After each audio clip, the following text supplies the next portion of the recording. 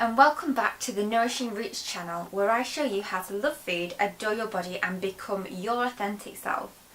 Today I'm going to be talking about a topic that I'm really passionate about, and that's the topic of clean eating. Clean eating is a bit of a buzzword at the moment, but in a nutshell it kind of implies that we should all be buying the latest superfood powder, we should be following the latest diet trend, we should be cutting out things out of our diet like gluten and sugar. And you know, those steps forward towards a healthy lifestyle aren't necessarily the be all and end all of well-being. Like for me, even when I was recovering from anorexia for a long time, I found that the real keys to health were about nourishing the body with food in a healthy way, but also not just based on the nutrients that that food contained, but also by the fact that it helped me to feel more socially connected again. I could go out with my friends and I didn't have to worry about feeling guilty and unworthy about food. That is until, however, I came across the topic of clean eating, and when I found out a bit about clean eating going back a few years ago, it kind of opened a can of worms for me, because at a time when I was stressed, I kind of latched onto the concept of clean eating as a way to feel good about myself. For those of you who might have experienced something similar, clean eating can kind of lead you down a dark path where you start to feel bad about the types of food that you do and don't put in your body. Quite quickly you can start to feel like, oh my gosh, I've eaten something out of a packet or something that seems quite processed, and then suddenly you feel really guilty about doing that. Which is again another reason why I have a bit of a problem with the term clean eating, because it implies that there's a good and a bad way of eating, or that there are even dirty foods out there. So for someone who's ever suffered from an eating disorder or any negative relationship with food actually, I found the concept of clean eating to be really triggering. In fact, I would go to supermarkets and I would go to health stores and I'd have to look for things that were really pure to eat. And by that I mean things with no artificial ingredients in it, no refined sugar in it, no gluten in it. And quickly enough I found that I'd kind of switched to another type of eating disorder. So although I'd kind of recovered from anorexia as such, I'd kind of not realised in doing so that I'd latched onto something else. And that was because my self-esteem was suffering. It wasn't because my physical health needed some kind of nutrient kick. It was because I felt the need that I could gain self-worth through what I ate. And I can still see it now. In our society we think, oh, we should, you know, buy into the next latest trend, we should go on another diet, we should eat the best foods. I mean, who doesn't switch on their Instagram feed and see a load of amazing smoothie bowls, perfectly nutritious fruit and vegetables, all perfectly placed on the plate. And for someone who might feel quite low about themselves at that time, it can make them feel not good enough as they are. And so for myself, I realised that when I was recovering from an eating disorder, I'd reintegrated a lot of fear-based foods back into my life.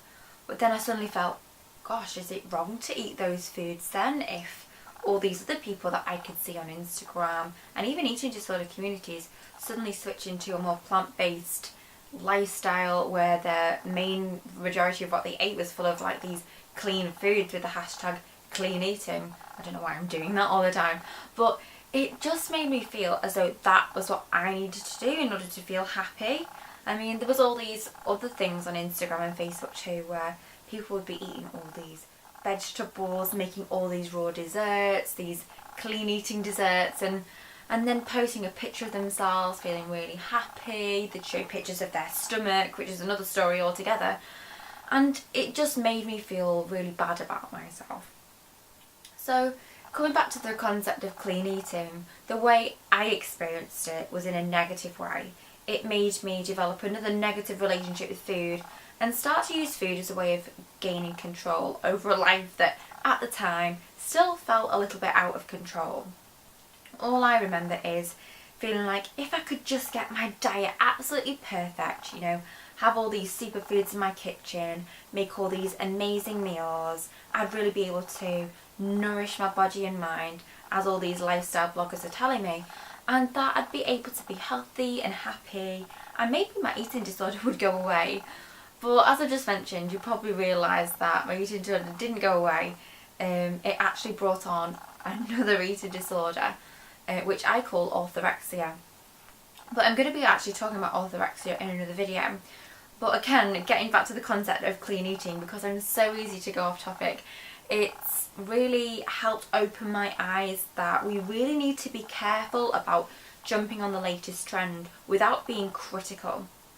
I mean, when we talk about clean eating, it seems as though we have to view the world in black and white terms, which seems a bit silly really, because nothing's ever black or white. I've learned to see that life's actually quite grey, and that we need to realise that there's plenty of room for us to play within the lines and outside the lines too, and that's when our lives are most colourful. When we place ourselves in these really strict small boxes and say that our whole diet has to be based on all these whole foods, it really neglects our ability to be compassionate to ourselves. And for me, that meant having a positive relationship with food, where I could, if I wanted to, go out with my friends for a cake or have some biscuits like I'm doing now with a favourite cup of tea, and not feel bad about that. Because as I spoke about in a recent video too, which I'll link down below, and as I'll probably speak about a lot more in the channel, food is so much more than just fuel. Yeah, it's not just nutrition, it's not just about counting calories, but it's also just appreciating our cultural needs. And when we latch onto things like clean eating trends or certain other trends that are out there at the minute, and I'm sure you'll be able to think of some, we actually lose the ability to connect with our identity and our culture and what food really means at a deeper level. And it can also make us develop this really negative, self-critical relationship with food, where what we eat suddenly tied up with guilt and shame and anxiety and stress. And then we start to feel bad about foods if we eat them and they're not in our rule-based book. And unfortunately that can really spiral out of control, sometimes into an eating disorder, but just sometimes just into a mental health issue. And with the Nourishing Roots concept and its philosophy, I really want to help show you guys that, you know, we're really not born to jump on all these faddy trends. I don't care how expensive your superfood powders are or someone else's superfood powders are. If you're using food to validate your self-worth, rather than knowing that you're good enough just as you are now, regardless of what you eat, weigh or look like, then I think there's some work that needs to be done. And you know, if there is people suffering out there with something similar to what I suffered from, whether that's anorexia or orthorexia or this obsession with clean eating, I want you to know that there is a way out and a way of rekindling what I call a more compassionate eating relationship with food. And all that means is that you can learn to love food, your body at the same time, and you can walk away from this unnecessarily feelings of guilt and judgment around what you do and do not eat. So before I blabber on, I'd just like to sum up by saying you're worth more than the ingredients in your smoothie bowl, and you're worth more than a clean eating hashtag. And hopefully Nourishing Roots can help you, and continue to help me too, to just rekindle this positive relationship with food that I think that we were innately born to have. So on that note, I'll wish you goodbye. I hope you have a great week. I'll definitely have some more upcoming videos about the topic of clean eating and certain fatty diets. But I'd love to see you soon, and if you'd like to hear more from this channel, then simply subscribe or like this video, and even leave a comment. I'd like to know about, you know, what's your relationship with food?